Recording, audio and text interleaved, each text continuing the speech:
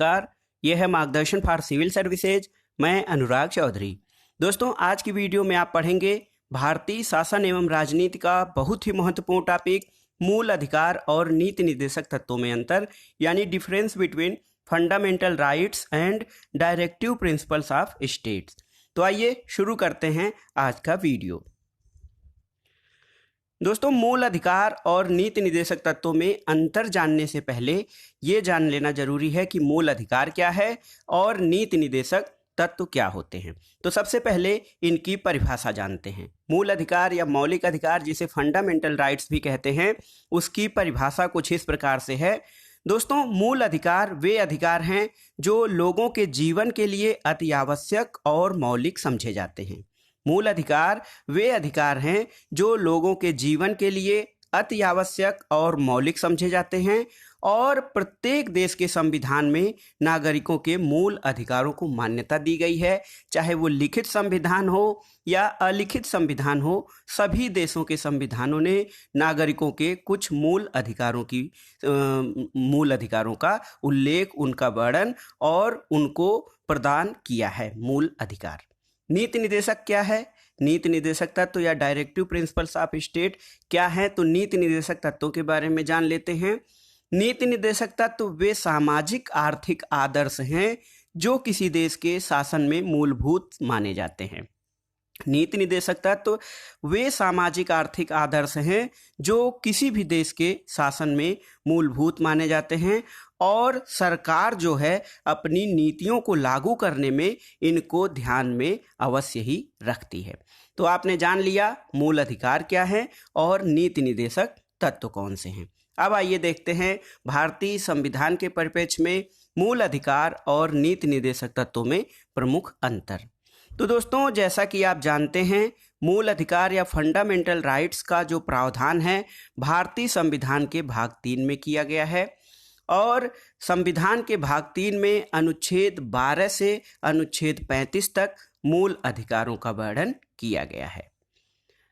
नीति निर्देशक तत्वों के बारे में जानते हैं। संविधान के भाग 4 में जिस प्रकार से मौलिक अधिकार संविधान के भाग 3 में वर्णित है, उसी प्रकार से संविधान के भाग 4 में अनुच्छेद 36 से लेकर 51 तक नीति निर्देशक तत्वों को शामिल किया गया है। एक और अंतर देखते हैं। मूल अधिकारों को दोस्तों संयुक्त राज्य अमेरिका के संविधान से ग्रहण किया गया है और यही पहला संविधान था, यानी अमेरिका का संविधान पहला संविधान था जिसमें सबसे पहले मूल अधिकारों की बात की गई थी। तो मूल अधिकार जो हैं वो भारतीय संविधान में अमेरिका के संविधान से लिए गए हैं और नीति निर्देशक तत्व या डायरेक्टिव प्रिंसिपल्स जो हैं वो भारतीय संविधान में आयरलैंड के संविधान से ग्रहण किए गए हैं। अब आइए अगला अंतर जानते हैं प्रकृति के संबंध में। मूल अधिकारों की प्रकृति क्या है और नीति निर्देशक तत्वों की प्रकृति क्या है? तो दोस्तों, मूल अधिकारों की प्रकृति नकारात्मक होती है, यानी मौलिक अधिकार राज्य के लिए कुछ निषेधाज्ञाएं होते हैं। इनके द्वारा राज्य को ये आदेश दिया जाता है कि उसे लोगों के इन अधिकारों में अनुचित हस्तक्षेप नहीं करना चाहिए। तो मूल अधिकारों की प्रकृति नकारात्मक होती है। ये राज्य के अधिकारों पर कुछ प्रतिबंध लगाते हैं। राज्य के अधिकारों पर ये प्रतिबंध व्यक्तियों की स्वतंत्रता और अधिकारों की रक्षा के लिए होता है और कुल मिलाकर इसमें राज्य को ये आदेश दिया गया है कि वो लोगों के अधिकारों में अनुचित हस्तक्षेप न करें।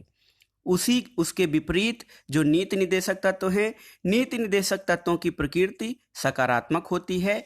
ये राज्य को कुछ करने का आदेश और निर्देश देते हैं। तो मूल अधिकारों की प्रकृति और नीति निर्देशक तत्वों की प्रकृति आपने समझ लिया कि मूल अधिकार प्रकृति में नकारात्मक होते हैं और नीति निर्देशक तत्व प्रकृति में सकारात्मक होते हैं। अब अगला अंतर देखते हैं। मूल अधिकार दोस्तों न्याय योग्य होते हैं। मूल अधिकार जो हैं ये न्याय योग्य होते हैं और नीति निर्देशक तत्व न्याय योग्य नहीं है। तो सबसे पहले मूल अधिकार के बारे में जानते हैं कि न्याय योग्य किस प्रकार से होते हैं। मूल अधिकार न्यायालय द्वारा परिवर्तनीय होते हैं। इसका अर्थ ये है, यानी न्याय योग्य और न्यायालय द्वारा परिवर्तनीय का अर्थ ये होता है कि यदि विधानमंडल कोई ऐसा कानून बनाती है या कार्यकारिणी या कार्यपालिका कोई ऐसी नीति बनाती है या आदेश देती है जो किसी मूल अधिकार के विपरीत है, तो नागरिक उसके खिलाफ न्यायालय में आवाज़ उठा सकते हैं और न्यायालय उस कानून या कार्यकारिणी के आदेश को अवैध घोषित करके उसे लागू होने से रोक सकता है। तो एक प्रकार से देखा जाए तो मूल अधिकारों के पीछे न्यायपालिका की शक्ति होती है। मूल अधिकारों के पीछे न्यायपालिका की शक्ति होती है। ये न्याय योग्य होते हैं और न्यायालय द्वारा प्रवर्तनीय होते हैं। यदि किसी कानून या कार्यपालिका आदेश से व्यक्ति के अधिकारों का हनन होता है तो वो न्यायालय की शरण ले सकता है और न्यायालय क्या करता है, उस कानून या कार्यकारिणी आदेश को अवैध घोषित करके व्यक्ति के अधिकारों, स्वतंत्रता, समानता आदि जैसे अधिकारों की रक्षा करता है। जबकि नीति निदेशक तत्व न्याय योग्य नहीं है और किसी न्यायालय द्वारा प्रवर्तनीय नहीं होते हैं। यदि किसी कारण से सरकार इनकी उपेक्षा भी करती है तो व्यक्ति उन्हें लागू करवाने के लिए न्यायालय में नहीं जा सकते हैं। इसीलिए कहा जाता है कि नीति निदेशक तत्व शासन के मूलभूत सिद्धांत हैं जिन्हें किसी भी सरकार को अपनी नीतियों में लागू करना आवश्यक होता है। अगला अंतर देखते हैं विषय के संबंध में। मूल अधिकारों का जो विषय होता है दोस्तों, वो व्यक्ति है। मूल अधिकारों के अंतर्गत व्यक्ति शामिल होता है, जबकि नीति निदेशक तत्वों का जो विषय होता है वो राज्य है। बहुत ही महत्वपूर्ण अंतर है कि मूल अधिकार व्यक्ति विषयक हैं, जबकि नीति निदेशक तत्व राज्य विषयक हैं। अगला अंतर है कि राज्य के लिए मौलिक अधिकार निषेधाज्ञा की तरह हैं, जबकि नीति निदेशक तत्व सकारात्मक आदेश व निर्देश होते हैं। अगला अंतर देखते हैं, मौलिक अधिकार जो हैं दोस्तों वो राजनैतिक लोकतंत्र की स्थापना करते हैं। मौलिक अधिकार राजनैतिक लोकतंत्र की स्थापना करते हैं, जबकि नीति निदेशक तत्व जो होते हैं ये आर्थिक लोकतंत्र की स्थापना करने में सहायक हैं। मौलिक अधिकार राजनीतिक लोकतंत्र की स्थापना करते हैं, जबकि नीति निदेशक तत्व आर्थिक लोकतंत्र की स्थापना करते हैं। और नीति निदेशक सिद्धांतों का जो लक्ष्य होता है एक ऐसे समाज का निर्माण करना जो सामाजिक और आर्थिक न्याय पर आधारित हो। बहुत ही महत्वपूर्ण अंतर है, आप इसको नोट कर लीजिए। मौलिक अधिकार राजनीतिक लोकतंत्र की स्थापना करते हैं, जबकि नीति निदेशक तत्व सामाजिक और आर्थिक लोकतंत्र की स्थापना करके एक ऐसे समाज और सामाजिक आर्थिक व्यवस्था की स्थापना करना चाहते हैं जो न्याय पर आधारित हो।